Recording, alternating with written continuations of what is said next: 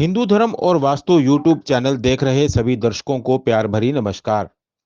दोस्तों, आज की वीडियो में हम बाबा रामदेव जी के जीवन चरित्र के बारे में जानकारी देंगे। यदि आपने हमारे चैनल को सब्सक्राइब नहीं किया है तो इसे सब्सक्राइब कर लीजिए ताकि इस तरह की जानकारियां आप तक तुरंत पहुंचती रहें। दोस्तों, बाबा रामदेव जी को श्री कृष्ण के अवतार भी माना जाता है। बाबा रामदेव जी को रामसा पीर, रूनीचा राधनी, लीले घोड़े वाले बाबा, पीरों के पीर आदि नामों से भी भक्तजन जानते हैं। रामदेव जयंती प्रति वर्ष भाद्रपद के शुक्ल पक्ष की द्वितीया को मनाई जाती है। तो शुरू करते हैं बाबा रामदेव जी की जन्म कथा। पौराणिक कथाओं के अनुसार राजा अजमल जी श्री कृष्ण के परम भक्त थे, लेकिन वह निसंतान थे, जिससे वह बहुत दुखी रहते थे। रामदेव जी के पिता राजा अजमल, जो द्वारकाधीश के बहुत बड़े भगत थे, हमेशा अपने राज्य की सुख शांति की कामना के लिए द्वारका जाया करते थे।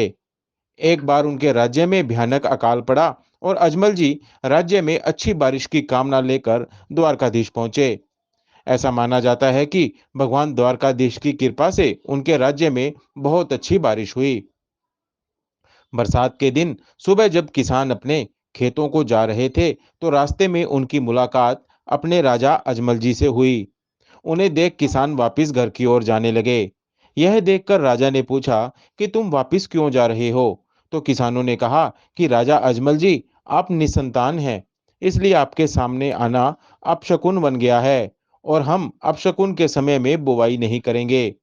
यह सुनते ही राजा को बहुत दुख हुआ, लेकिन एक कुशल शासक और गरीबों के मसीहा होने के नाते उन्होंने किसानों से कुछ नहीं कहा, लेकिन बहुत निराश और परेशान होकर घर वापिस आ गए।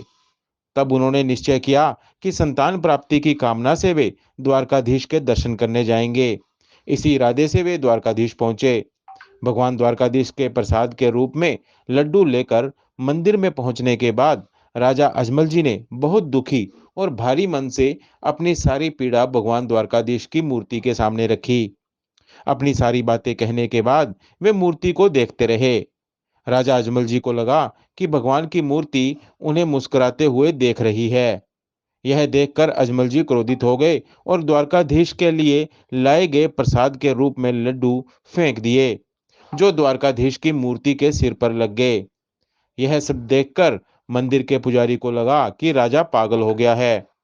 पुजारी ने राजा अजमल जी से कहा कि भगवान यहाँ नहीं हैं, भगवान तो समुद्र में सो रहे हैं। अगर आप उनसे मिलना चाहते हैं तो समुद्र में जाइए और उनसे मिलिए। राजा बहुत दुखी होकर समुद्र के किनारे गया और समुद्र में कूद गया। राजा अजमल जी को भगवान द्वारकाधीश ने समुद्र में प्रकट होकर दर्शन दिए। श्री कृष्ण ने स्वयं बलराम जी को उनके घर उपस्थित होने का वरदान दिया और कहा कि वे स्वयं पुत्र के रूप में राजा अजमल जी के घर भादवा की दूज के दिन आएंगे। राजा अजमल जी ने देखा कि प्रभु के सिर पर एक पट्टी बंधी हुई है। राजा अजमल जी ने भगवान से पूछा कि आपको यह चोट कैसे लगी? भगवान ने कहा कि मेरे एक प्रिय भक्त ने मुझे लड्डू से मारा। यह सुनकर राजा बहुत शर्मिंदा हुए। अजमल जी ने भगवान से कहा कि मैं अज्ञानी कैसे जान सकता हूँ कि आप मेरे घर आए हो? भगवान ने कहा कि जब मैं आपके घर आऊंगा तो आंगन में कुमकुम के पैरों के निशान बन जाएंगे। मंदिर के शंख अपने आप बजने लगेंगे। यह सब सुनकर अजमल जी खुशी खुशी घर लौट आए और रानी को सारी बात बताई। अपने निश्चित समय के बाद और भगवान के वरदान के अनुसार पहले बलराम जी ने राजा अजमल की पत्नी मैना दे के गर्भ से वीरमदेव के रूप में जन्म लिया। उसके बाद 9 महीने होने पर भगवान भादवा की दूज के दिन भगवान कृष्ण के पालने में राजा अजमल जी के घर रामदेव के रूप में अवतरित हुए। बाबा रामदेव जी का मेला भाद्रपद शुक्ल द्वितीया से भाद्रपद शुक्ल एकादशी तक रुणीचा जैसलमेर में भरता है।